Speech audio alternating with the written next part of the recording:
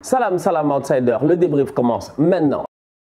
Pochettino a écouté mon débrief face à Bruges. Il a bien regardé le débrief face à Bruges. Cependant, il n'a compris que la deuxième partie de ce que j'ai voulu dire. Et c'est là où je me rends compte que Pochettino, aujourd'hui, tactiquement parlant, je sens qu'il a du travail, il a du pain sur la planche et ça risque d'être très compliqué pour lui. Et je ne sais pas comment il va s'en sortir. Parce qu'aujourd'hui, Pochettino, si tu regardes son équipe, elle est divisée en deux. On est tous d'accord là-dessus. Offensivement parlant, aujourd'hui, l'animation, elle est bonne. Elle est bonne. C'est à ça que je m'attendais. Je m'attendais à ce que Neymar colle un peu plus la ligne. Il l'a fait sur le côté droit. En début de match, tu le vois, il fait 2-3 appels, il y a des occasions qui se créent, des triangles qui se font avec Mbappé, mais c'est à la conclusion de deux occasions qui sont dangereuses. Et ça, on l'a tous vu, franchement. Talonnade de Mbappé, passe de Neymar. Quand tu vois cette animation-là avec Di Maria, ça fonctionne. Il n'y a pas de problème. Les deux derrière, tu te rends compte qu'il y a moyen. Gana Gueye, Herrera. Là où moi j'ai un problème, c'est la défense. Et c'est là où moi je ne comprends pas Pochettino. Parce que je me dis Pochettino a fait le travail, mais à 50%. Je dis bien à 50%. L'animation offensive est à travailler. On peut mieux faire.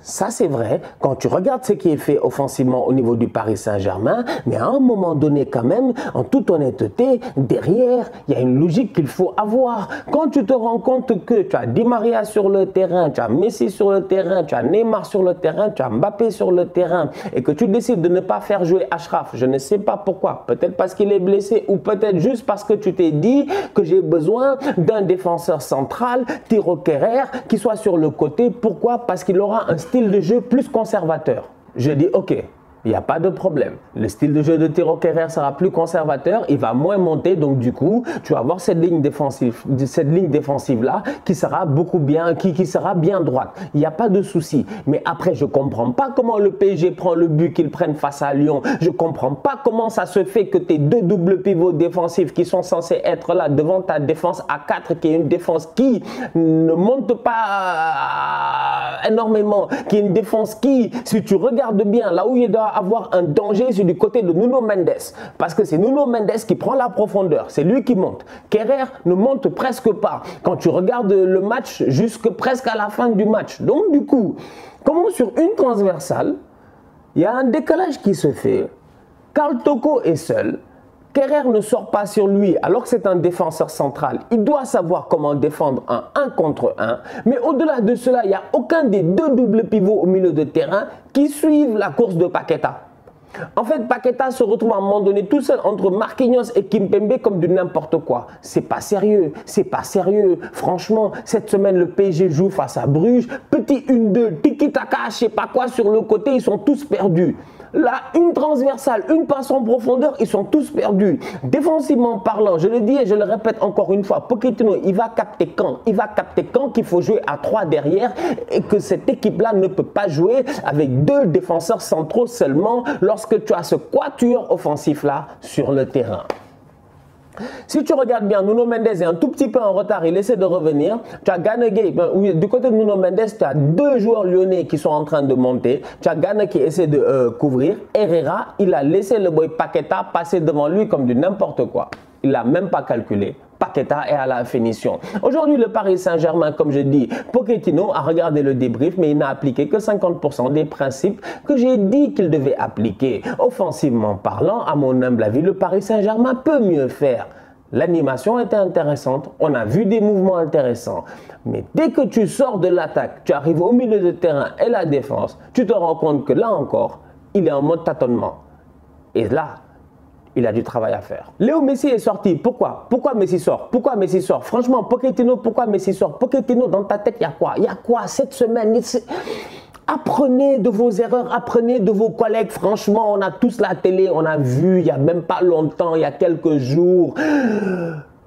Cristiano Ronaldo est sorti d'un terrain de football. Blasphème, Manchester United a perdu. Là, Messi sort avec un peu de baraka et de chance. Nous-mêmes, on ne comprend pas. Mauro Tocardi vient, il marque un but alors qu'il est constamment hors jeu. Cette semaine face à Bruges, il rentre 6 ballons, 4 fois hors jeu. Donc le gars, moi je me dis, il est peut-être hors jeu. Il n'est pas hors jeu. Super ballon de Mbappé. Icardi marque le but de la victoire. C'est une anomalie dans le football. Personne ne s'y attendait. Cependant, qu'est-ce qui justifie la sortie de Léo Messi, sachant pertinemment que Messi a dit qu'il n'a pas mal.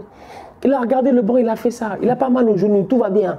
Pourquoi tu le sors? Pourquoi tu le sors? Il sort, il n'est pas content. Il sort, il n'est pas content. Et moi, je ne comprends pas Pochettino. Parce que Messi, Neymar, Mbappé sont des joueurs qui doivent rester sur le terrain pour continuer à jouer ensemble, continuer à combiner, continuer à performer pour aller chercher le meilleur d'eux-mêmes. Tu ne peux pas jouer, je dis bien, prendre des risques. Tu peux pas ne pas prendre des risques et vouloir gagner avec cette équipe-là. Il faut prendre des risques. Il faut avoir ses cojones en main. Il ne faut pas avoir peur. Et Pochettino, aujourd'hui, je suis désolé, j'ai l'impression qu'il a peur. Il doit se gérer. Léo Messi devait finir ce match-là. Léo Messi est excellent. Il a 2-3 tirs en première mi-temps qui peuvent rentrer. Un coup franc sur la barre transversale, même sur l'équerre carrément. En toute honnêteté, oui, c'est vrai qu'il n'a toujours pas marqué. Oui, c'est vrai qu'il n'a pas encore été décisif. C'est Messi. On est d'accord, mais laisse-le jouer. Jusqu'à ce qu'il te dise que lui, il ne peut plus. Franchement, yo, on ne fait pas ça. Hein. Non, mais franchement, je veux dire, ok, c'est Messi, il peut s'asseoir sur le banc, tout ça, on est d'accord. Mais là, il n'y avait aucune raison pourquoi il a sorti Messi. C'est-à-dire que là, je n'ai pas compris. J'ai pas compris pourquoi il a sorti.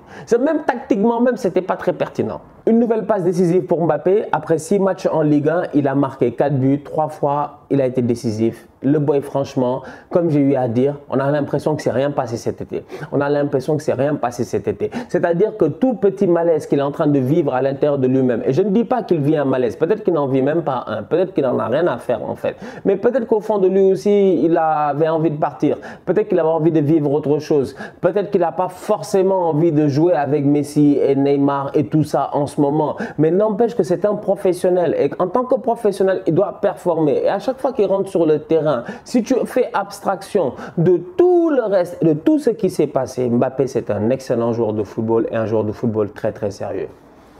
Franchement, top performance de sa part aujourd'hui. En fait, j'ai pas grand chose à lui enlever parce que le boy, il fait tout ce qu'il fait et il le fait bien. Maintenant, c'est vrai qu'il peut y avoir des déchets, tout ça, il y a des occasions. C'est vrai qu'à un moment donné, donne un ballon, il fait une frappe croisée, elle est trop croisée, tout ça. Il y a des déchets, c'est des choses qui arrivent. Mais dans le focus et dans la détermination, dans l'envie de vouloir gagner, on ne peut absolument rien lui enlever. Et comme je dis, pour un joueur qui est en fin de contrat, pour un joueur de ce calibre-là, de ce niveau-là, parce qu'on ne parle pas de Jean-Pierre Paul là, voilà.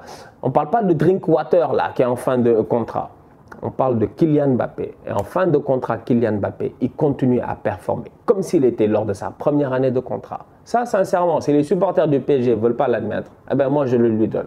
Bravo. Neymar, le penalty qu'il a eu, quand même, il est soft un peu. Hein. Le petit Gusto, là, il s'est fait avoir quand même. Il s'est un peu fait avoir. J'ai envie de dire qu'il est soft. J'ai envie de dire qu'il est soft. Peut-être que je me trompe. Le penalty a été donné, le ballon a été frappé. Putain. C'est ça qui arrive quand tu parles de penalty, de Neymar, de tout ça. Tu te cognes dans des endroits que...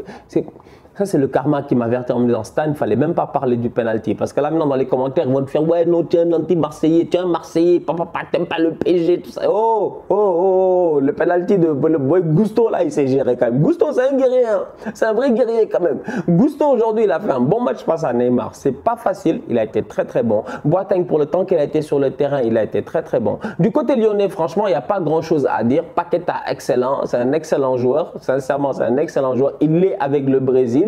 Il a trouvé sa place avec le Brésil, il l'est avec Lyon. Karl Toko Ekambi, il est excellent aussi. Il a été en Europe cette semaine face aux Rangers.